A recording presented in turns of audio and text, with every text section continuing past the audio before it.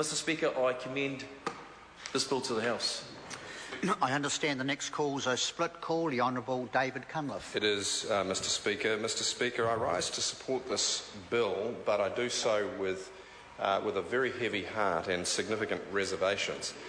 Mr Speaker, when I was on my first campaign in 1999 in New Lynn, I was door knocking in North Hall Road. It's a small street just off Titirangi Road. And not far down that street, I happened to knock on the door of a home where a young mother was bringing 3 small boys home after school, and we got talking, and it turned out that one of those kids had just come back from the doctor, was calcium deficient, and in talking to me about it, the young mum broke down in tears. I said, "What on earth is the matter? Are you worried about your son?" She says, "I can't afford him milk. I can't afford him milk." And I've never forgotten that moment and the despair in the eyes of that young mother. And so here we have the National Party's best pitch to solve the problems of welfare dependency. Beat up on the beneficiaries. Beat up on the beneficiaries. The Reverend Dr. Alfred Naro is, I confess, an MP who I respect. He's earned his stripes out in the community, and he should know better. And from his theological training, he would remember the verse about don't take the speck out of your neighbour's eye or your brother's eye when there's a mote in your own. That's a big log of wood, right? Now, I've got a graph here which I don't know if the folks on TV can see, but there's 2 bars. There's a big long bar here for the amount of tax debt, and there's a tiny little speck here. That's benefit debt, right? So here we have the National Party, not wrongly, which is why we're supporting the bill, but picking first on beneficiaries, going after 39 million of debt. But there's 1,000 million of debt in white-collar evasion and back taxes, which they are leaving there. Now, Dr. Naro has said, OK, we've juiced up the IRD to chase some of it down. Good as far as it goes, but the IRD told the Finance and Expenditure Committee that they get a return on investment of $6 back for every extra dollar they spend chasing white-collar tax debt.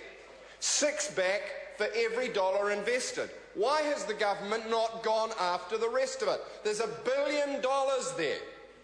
150 odd times more debt than there is in beneficiary fraud. So why aren't they doing 150 bills on white-collar criminals and fraudsters before they do this one? And the answer is they know where their bread is buttered. They don't want to shake the foundations of the white-collar community. They are protecting their big business mates. Sorry, not protecting, because I know it's illegal. They are not prioritising the crackdown on their own. Kiwis are sick and tired of hearing about the better future and finding more of the same. They are so disappointed in this visionless, lacklustre, John Key national government. Mr Speaker, I'm very interested in an article by Stuff when the bill was introduced entitled "Fraud Investigation Measures Raise Concerns." And it says, in response to the announcements of the changes by the Associate Minister Chester Borrows, concerns have been raised about government plans to investigate people without their knowledge as the government introduces measures to prosecute the partners of benefit fraudsters. Mr Speaker, this is part of an ongoing trend. They don't like local democracy in the Auckland Unitary Plan.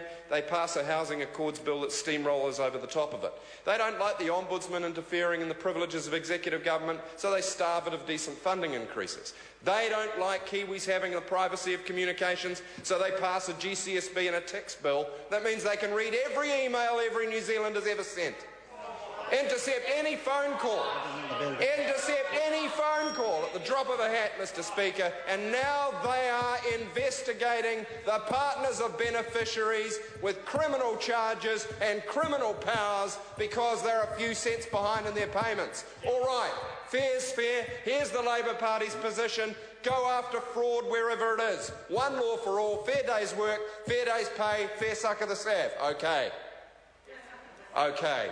It's not wrong to collect beneficiary fraud. That's the right thing to do. But it's 150 times more right to chase down white-collar tax debt, 150 times more right, and even if they did this in the middle, Mr. Speaker, and they just chased down 75 tax bills before they did this one, that would be a fair thing. Mr. Speaker, we see the National Party's true colours. They are so blue, they're black. And Kiwis are getting dark on them, and we'll find out next year. Sorry. I call Catherine Delahunty. Tēnā koe, Mr. Speaker. Thank you very much.